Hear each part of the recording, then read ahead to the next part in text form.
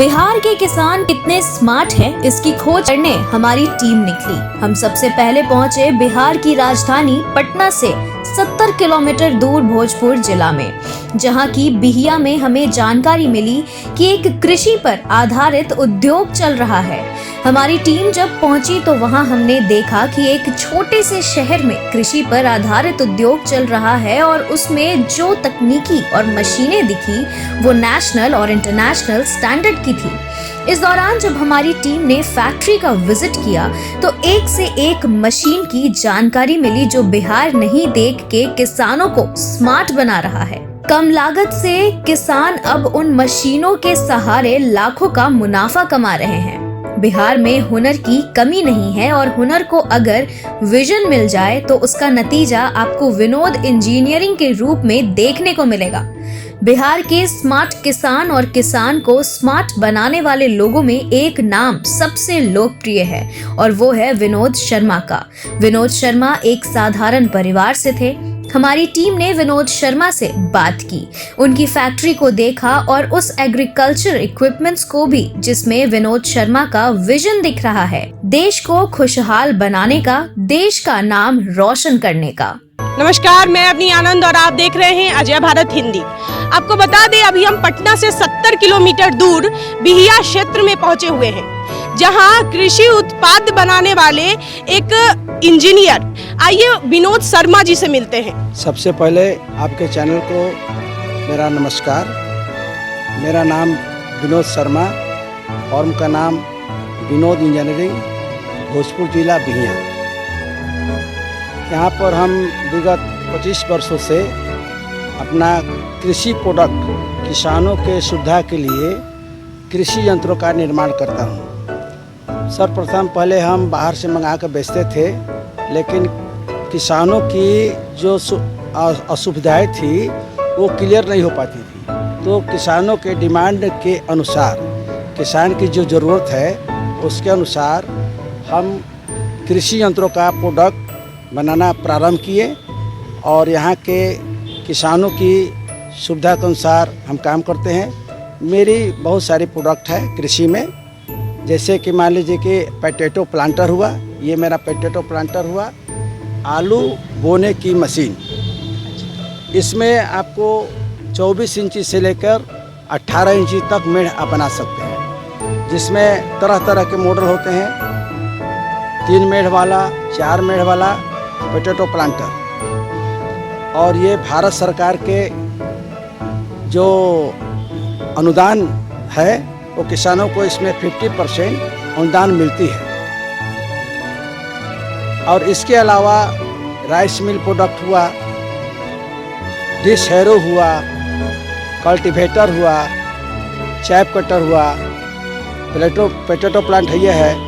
बहुत तरह का कृषि यंत्रों का निर्माण किया जाता है। सर, आप अपने इस यंत्र के बारे में बताएं हमारे दर्शकों को। ये आलू बोने की मशीन है, जिसमें 4 गो ये आलू डालने की चक्री लगी हुई है। इसमें आलू डाला जाता है और 4 मेढ़ वाली मशीन है। 4 मेढ़ में ये अपना आलू को बोती है।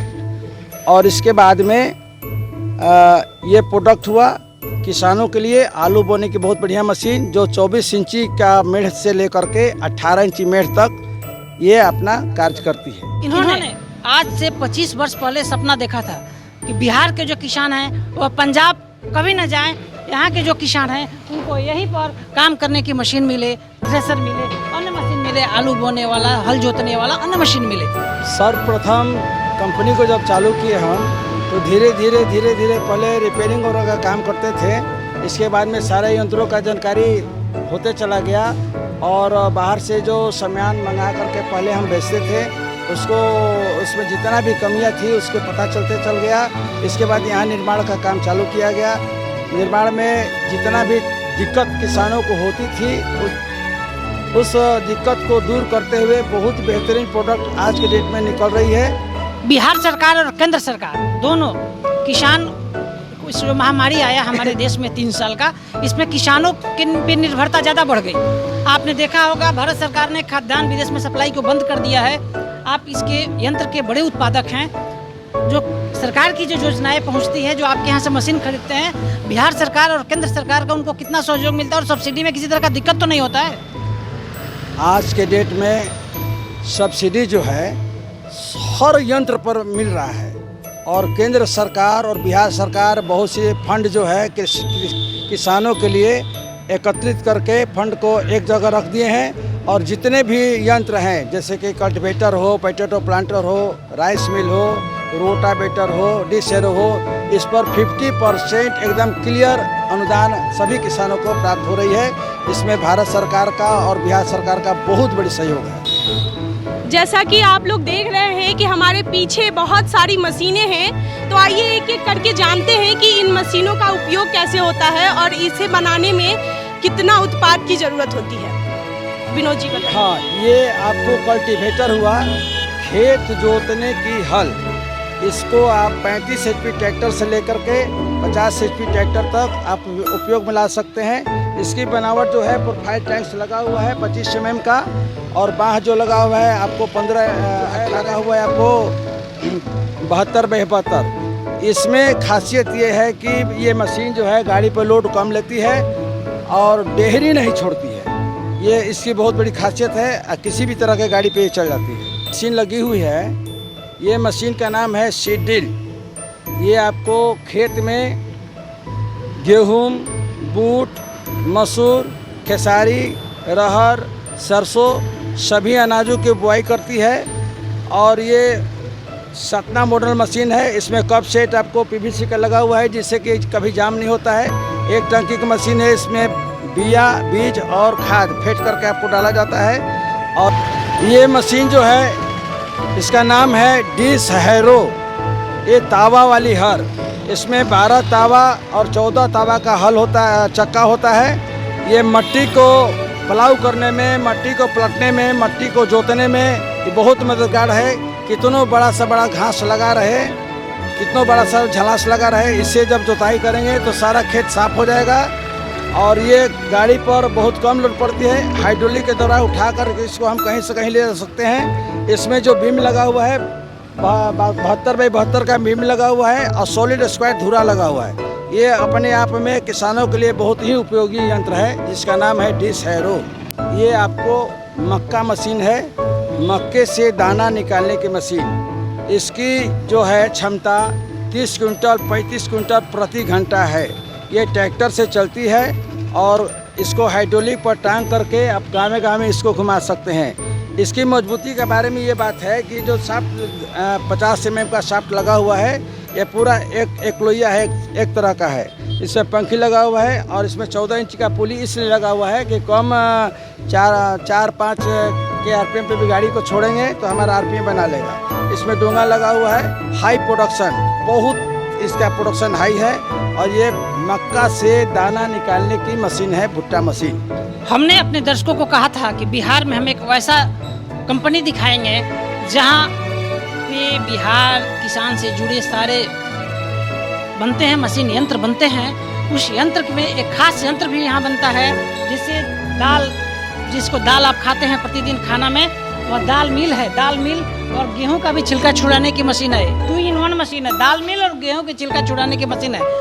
इस कंपनी जो विनोद इंजीनियरिंग के मालिक हैं, MD हैं, और MD इनको नहीं कहेंगे, बहुत साधारण जीवन जीते हैं। लगता ही नहीं कि विनोद इंजीनियरिंग के मालिक हैं। हम विनोद जी से समझेंगे कि विनोद जी इस मशीन की क्या खासियत है और इससे हमारे जो बिहार के लोग हैं उनको क्या लाभ पहुँचता है।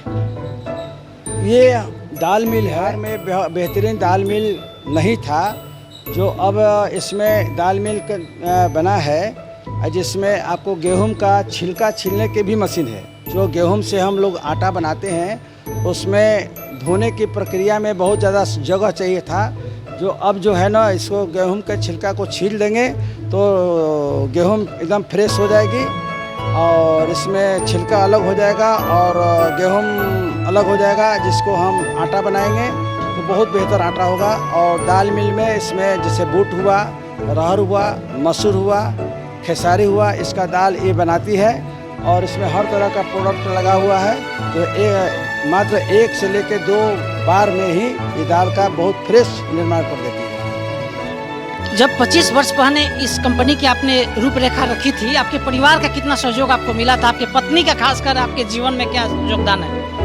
ऐसे तो परिवार का सभी लोग का सहयोग है। मेरे पिताजी थे, वो तो एक शिक्षक थे, लेकिन उनकी इच्छा थी कि हाँ कोई बढ़िया कृषि यंत्र का काम हो, कोई कारखाना खुले और कारखाना में किसानों के लाभ के लिए काम हो। तो हमारे परिवार का पत्नी हो या भाई हो या पिताजी हो, सब लोग का सहयोग इसमें है।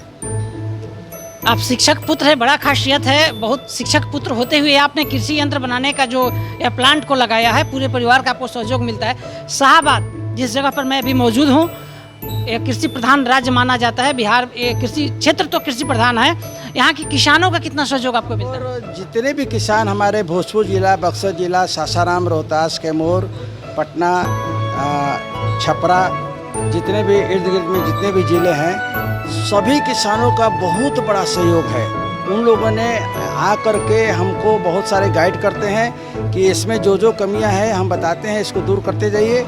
और आज 10 बरस विगत ही सारी कमियों को दूर करके बहुत बेहतरीन टाइप का कृषि यंत्रों का निर्माण होती है। और किसान लोगों का तो बहुत बड़ा सहयोग है, जिनके चलते ही कारखाना इतना डेवलप किया है। किसानों को धन्यवाद देते हुए आप अपने शाहबाद, पूर्वांचल और बिहार के जो हमारे दर्शक हैं, एबी न्यूज़ हिंदी के जो दर्शक हैं, उनको आप क्या अपील करना चाहेंगे अपने प्लांट से?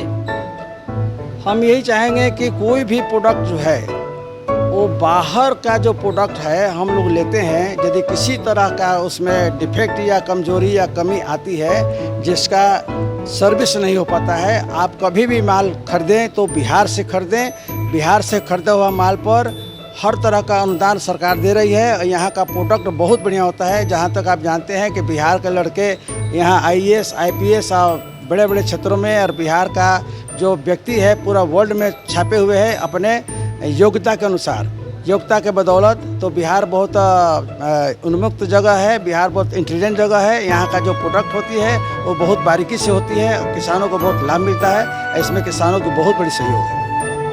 आप सुन रहे थे विनोद शर्मा जी को। सरल जीवन जीते हैं, इनके पिताजी शिक्षक रहे हैं, परिवार का बड़ा सहयोग रहा है। इनके भाई पूरे संयुक्त परिवार में जीते हैं, इनके परिवार का बड़ा सहयोग रहा है। बिहार, पूर्वांचल, बिहार से सटे राज्यों को इन्होंने अपील किया है, जो वहाँ के किसान हैं, कि जो भी सामान खरीदें बिहार से अगर खरीदते हैं तो उनको उसको दोबारा बनाने में कहीं कठिनाई नहीं होती है। नज़दीक में पड़ता है, बिहिया पटना से 70 किलोमीटर दूर है, सर्विस में मिलता है। आरा से मात्र 20 किलोमीटर है। तो निश्चित रूप से एबी न्यूज़ के दर्शक जहां देख रहे हैं एबी न्यूज़ को, उनसे अपील है विनोद शर्मा जी का कि निश्चित रूप से बिहिया में आकर विनोद इंजीनियरिंग से संपर्क करें। और विनोद जी बहुत सरल व्यक्ति हैं, इनके प्रोडक्ट को खरीदें। पंजाब जाने की अब जरूरत नहीं, बिहार के लिए बड़ा वरदान है विनोद शर्मा जी का कंपनी विनोद इंजीनियरिंग। हमारे सहयोगी रमाशंकर के साथ कौशलेंद्र बिहिया से। इस मशीन का नाम है परवल बोने की मशीन। ये ट्रैक्टर से बोया जाता है।